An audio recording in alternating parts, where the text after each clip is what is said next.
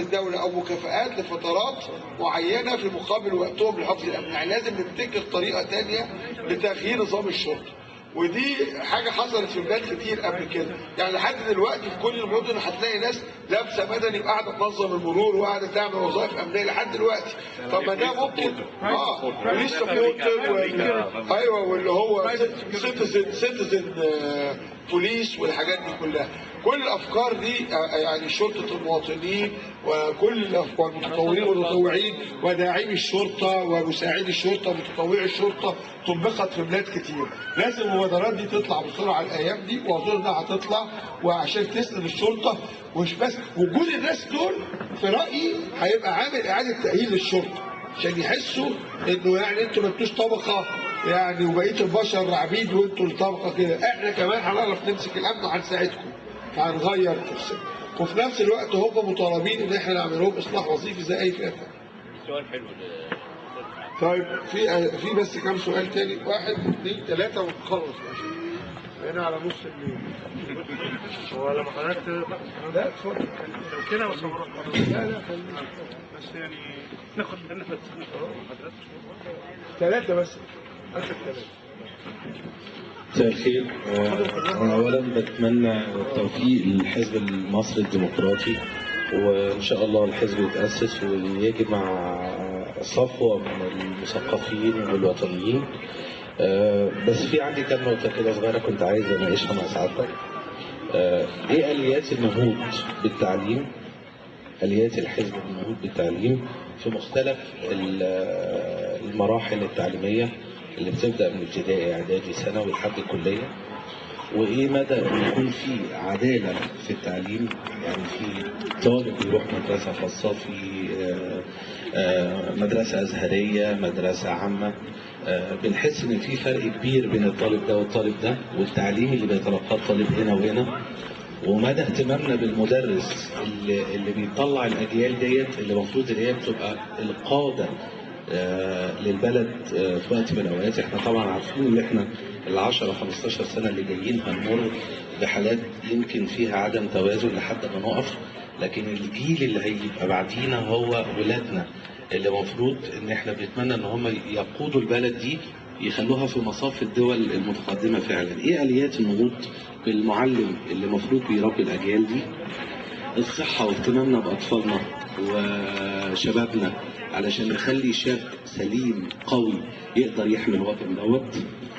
الزراعه اللي احنا شايفين ان هي تعتبر شبه انهارت رغم ان احنا كنا من الدول الزراعيه المتقدمه جدا.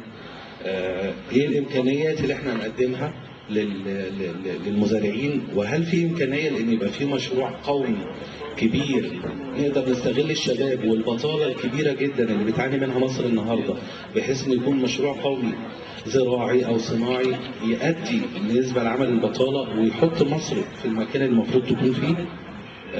وسلوك المواطن المصري من خلال تهذيب المواطن المصري ومعاملته مع الاخر. شكرا. مساء الخير. هو انا مش هطول عليك، انا هخش في الموضوع بسرعه وسؤال جريء شويه.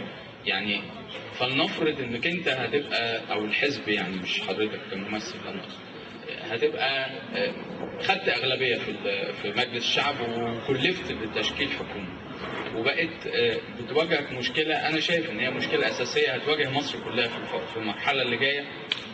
طبعا في معطيات كتير قوي بتقول ان الكلام ده هيحصل، ان هتواجه مد تيار ديني متطرف، وده يعني هيطغى على الغالبيه العظمى من الشعب. سيبك، يعني انا ما بتكلمش على المثقفين، لان انا اعتقد ان حزب حضرتك مع احترامي كل الناس اللي فيه وانا معجب بيهم كلهم بدون استثناء، ده انا شايف ان هو ده حزب الزبده في مصر، او اللي هو كليمبر. فانا شايف ان عامه الشعب بتتجه ناحيه المد او التطرف الديني. انا لو انت حضرتك قدر لكم ان كنتوا تتولوا الحكومه في مصر، ازاي هتواجه المد التطرف الديني؟ هتواجهه بالطريقه بتاعت حزب الوطن الديمقراطي سابقا، ولا ازاي هتواجهه؟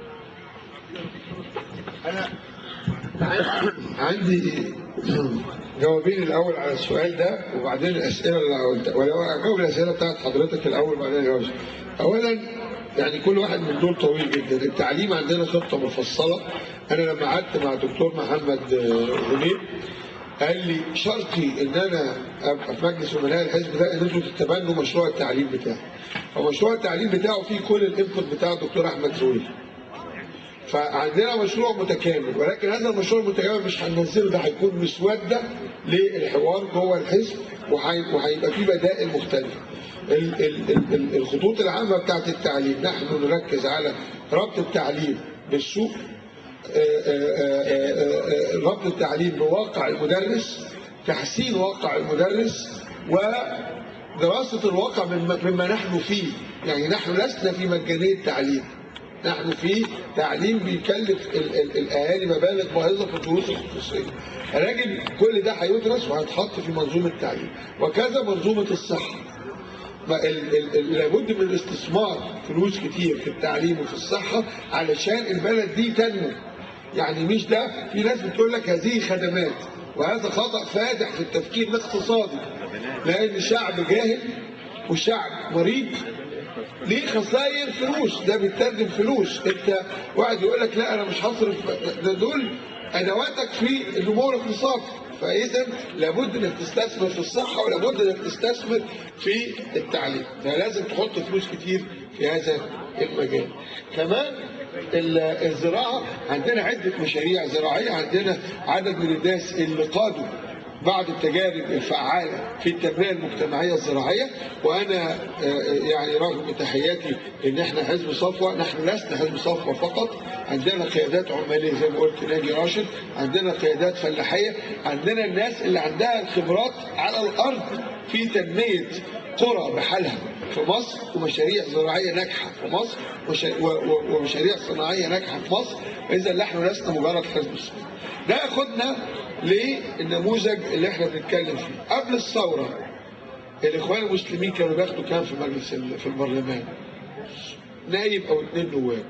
والأغلبية لما بتحصل قبل مش قبل ثورة 25 يناير، ثورة 52 1952 أيام الليبرالية، أيام الفترة الليبرالية ما كانوش بياخدوا. الاتجاهات المتشددة والمتزمتة تنمو مع وجود استبداد متشدد ومتزمت. الناس لما تحطهم في نمط نفسي بتاع استبداد وتزمت ما بيعرفوش يجاوبوا عليه غير بلغة استبداد وتزمت موازي. وهو عندك ديكتاتورية عسكرية تحكمك، يروح رادد عليها ديكتاتورية أسرية دينية. أول لما تتفتح الحرية ديكتاتورية أسرية دينية دي بتظهر. وبعدين المفاجأة الثانية التاريخية، أنا قلت لك 2 قبل 1952 ما بياكلوش أكتر من نايب أو نايبين في الشعب. النهارده أول انتخابات حرة على المستوى الشعبي، اتحادات طلاب الجامعات، الإخوان والسلفيين وكل التيارات السياسية التي لها مرجعية دينية خدت 20% فقط من الأصوات. 20% فقط. انت بتشوفهم كتير عشان هم منظمين وعندهم تنظيم. احنا ما عندناش تنظيم، عشان كده في ضرورة ان احنا ننظم نفسنا في احزاب. هم بيلعبوا بفكرة انه انتوا جماعة ولا حزب، وهم دلوقتي هيتلخبطوا لان هم اضطروا يعملوا احزاب. احنا لاول مرة التيارات اللي هي متفتحة، التيارات اللي هي تنطلق من المبادئ الاساسية للاديان لكن لا تسيء استخدام الدين في السياسة، هذه التيارات لاول مرة هتنظم نفسها من سنة 1952.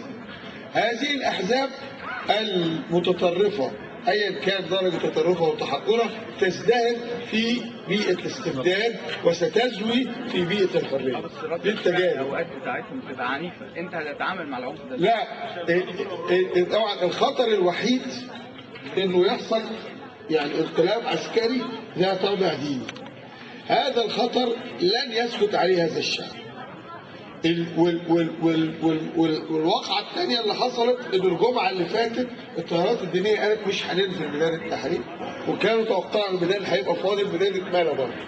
وهم الجمعة دي قرروا ان هم ينضم الناس بتنتخبهم عند الفتانين. بالظبط، لما ما يبقاش فيه.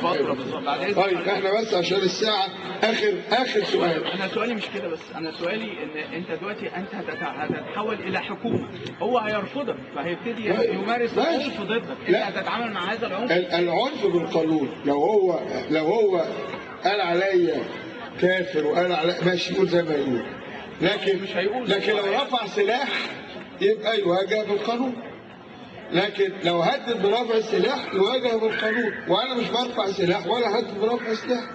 لو هو يعني تخطى القانون يواجه بالقانون، بعد ذلك من حقه ان هو يمارس كل اللي هو عايزه. اتفضل.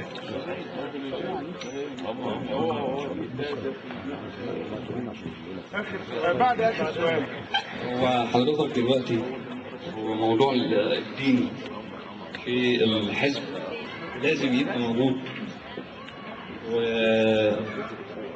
وطريقة المعالجة للي بيحصل حاليا في مصر من المد الديني طريقة فاشلة. لو احنا حاولنا ان احنا نجنب الدين نتجنب الدين وعدم الكلام فيه، لانك مش ممكن تقنع المواطن البسيط انه دين الله لا يصلح في اداره البلاد. دي حاجه. فلازم دلوقتي، وفي نقطه ثانيه بتقول انه لو فعلا الدين الاسلامي ادار هذا البلد هتحصل مشاكل، انا مؤمن بهذا. اذا طيب الله، وفي نفس التوقيت في ناس تانية بتقول كلام، هذا الكلام يؤدي فيما بعد لمشاكل وتحزب والى ذلك. فهو المطلوب انه مش نترك الدين، احنا لازم نقف بين الناس، لازم نتكلم بين الناس عن حقائق سواء الدين ده او الدين ده. وبتجربه بسيطه صغيره، انا وانا صغير رحت لواحد شيخ سالته، قلت له هو الشيطان بيخش الجامع؟ فراح قايل لي لا. قلت له طب الشيطان بيمزيني ازاي وانا بصلي؟ قال لي والله انا كنت قال لي هو الشيطان بيقف بره وبعدين يمدلك مش عارف خرطوم كده لحد ما يوصل قدامك وبعدين ايه يعمل كده. طبعا انا صغير، فانا طالع من الباب في زحمه على الباب وكل واحد بيشيل فين الخرطوم بيعدي مين؟ رجعت تاني قلت له ازاي بيعدي؟ قال لي دي حاجات كده قطارات وبتاع وحوارات فشل. فيما بعد اكتشفت ان الشعب او الثقافه الدينيه اللي موجوده ثقافه صعب جدا، يعني مش عايز اقول لك اقرب الى الدجل والشعوذه.